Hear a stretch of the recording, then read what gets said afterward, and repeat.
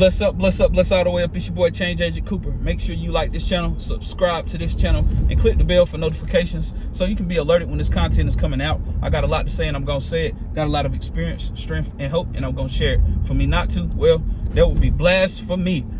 This morning I want to talk a little bit about prison and jail reentry as it relates to, Change Agent Cooper's contribution, right? And so I started Operation Gateway because, over the years I had raised funds at different places where I worked at, and I came up with these innovative solutions that got funded, putting my innovations together with someone who knows how to write grants. And it's a beautiful thing that's continuing to happen in Western North Carolina and beyond, to be clear.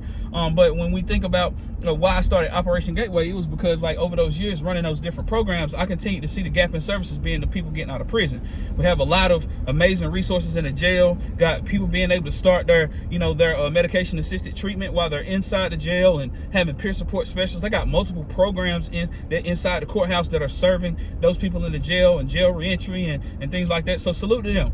Salute to them, straight up. Salute to them, for the programs that they have existing in the jail. And so what I would notice is the people getting out of prison were the ones that didn't have community-based solutions. They would go up to the Reentry Council and get some resources or whatever, and then they would kind of be on their own in the community. And so I seen the need for the community base, and I seen it come to fruition during the pandemic. Because during the pandemic, I got to really see I got to see the return on investment. And it wasn't even an investment, it was return on innovation. Help me, Holy Ghost, that's a whole nother video. Return on innovation. I got to see that return on innovation during the pandemic, because during the pandemic everybody was chilling and scared and not want to be out and panicking. I don't want to say scared as if I'm dissing people for having a healthy fear of the deadly pandemic. So let me fix that. Admit when we were wrong, and when we were wrong, promptly admitted it. That's what I learned in 12-step recovery. So I promptly want to say, I don't want to say you were scared, but I want to say you had a healthy fear during the pandemic. But me, I was super bold, and I was in the streets. I was picking people up. I was taking them to the jail to get their daggone sealed medical record or their social security card. I was helping them with their resumes. I was getting them logged on to Zoom so that they could do job interviews, because at the time the employers wasn't even having people come in for job interviews, and a lot of the employers were still hiring, and some people was getting laid off or having a healthy fear not to go to work, and they didn't want to go to work and didn't go to work. They would get unemployment, but then these places were still needing people, and so my people was the people that was getting the jobs. And because I was boots on the ground, able to help these people get connected to different resources, I was able to help them people stay on the right path. You see what I'm saying? And I got to see a return on innovation, which led me to continue to push and led me to start an Operation Gateway. So when I started Operation Gateway, it was in response to the lack of resources for those coming out of prison. You see? And then we even go in the lobby at the Capitol on May the 2nd, filling up buses. And one of those tangible tactics that we're asking for policy change on is investment in reentry resources. So just to be clear, it's not just Philip Cooper talking about this. Because some of y'all don't like me, and I don't. There's a part of me that does care if you don't like me, but I don't care if you don't like me.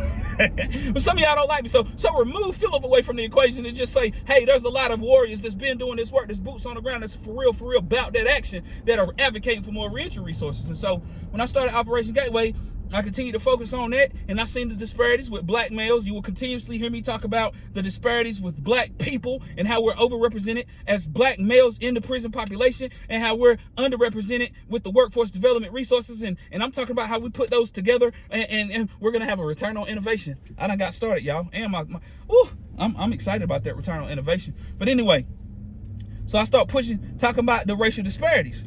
With Operation Gateway, I'm talking about the racial disparities, and I'm also talking about females, because female incarceration rising at an alarming rate as well. You feel me? So it's not that I don't want to help the white guys, because anybody that know you, ask about me around here and ask them what's up. Anybody can get it. White, black, brown, Crip, blood, folk, Aryan Nation, anybody can get served. Anybody can get connected with reentry resources messing around with me. You heard? And many of y'all have. But anyway, I'm putting a stronger focus on black folks right now, because we got tons of resources in this area. Per capita, we got more nonprofits than anybody in Asheville. And so now that I'm focusing on the prison reentry side because of the racial disparities. And also you want to look at, even with the MacArthur Foundation, when they did the Safety and Justice Challenge, they decreased the jail population. And watch this, and it increased the racial disparities. The racial disparities got worse as they decreased the jail population. Hold that thought. So they took more people out of jail, but the racial disparities got worse. So let's talk about why I did this video, because we talking about Change Agent Cooper's contribution to prison and jail. So when you look at prison, my contribution is starting a nonprofit. I started a nonprofit, Operation Gateway, that is decreasing recidivism by addressing the social determinants of health of returning citizens. Those social drivers that impact our health, you know what I'm saying? Access to health care, access to education and training, economic stability, social and community context, neighborhood and built environment. You know what I'm saying? Addressing those social determinants of health for returning citizens to keep them from having to go back to prison. That's what we're doing. That's my contribution. I'm raising funds for programs that will address the skills gap, having stipends. Watch this. What's up, Accelerate Buncombe? Y'all know what's up. Having stipends for people to go into these trainings in high demand industries. You dig? So they can get these credentials, and not just a jobby job, but get a credential. I like that. But what's my contribution to the jail? My contribution to the jail, since the racial disparities got worse in the jail, right?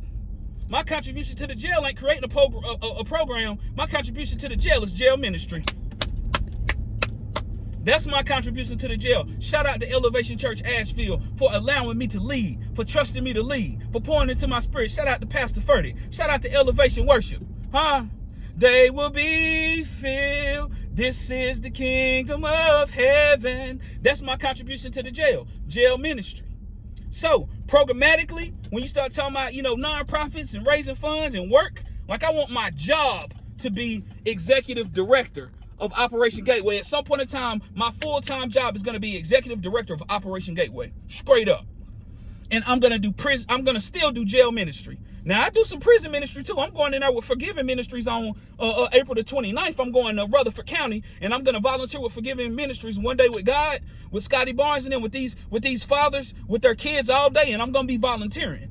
So I do some prison ministry too. You feel me? I go and speak and preach or whatever they need me to do. And you know what I'm saying? But my contribution to the jail is the jail ministry. And I'm going in there. We got the Kingdom Man book. I got the Kingdom Man leader book.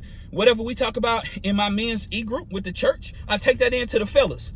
And the last time I went in there was 5 black men in there. 5 black men in my group. That was what came to kick it with Change Agent Cooper when he came in on Tuesday. And I'm doing it every other Tuesday in the jail. That's my contribution. So I did this video just in case, you like, dang, he don't care nothing about the jail. He just worried about the prison. No, homie. I'm focusing on the underdogs. So I'm working on prison reentry programming, and hopefully one day gonna have a salary to do just that. And I'm doing jail ministry because I know there's racial disparities in the jail per the report that was put out by Buncombe County Social Safety and Justice Challenge. This video was done for educational and inspirational purposes, just to let y'all know, man, real recognize real.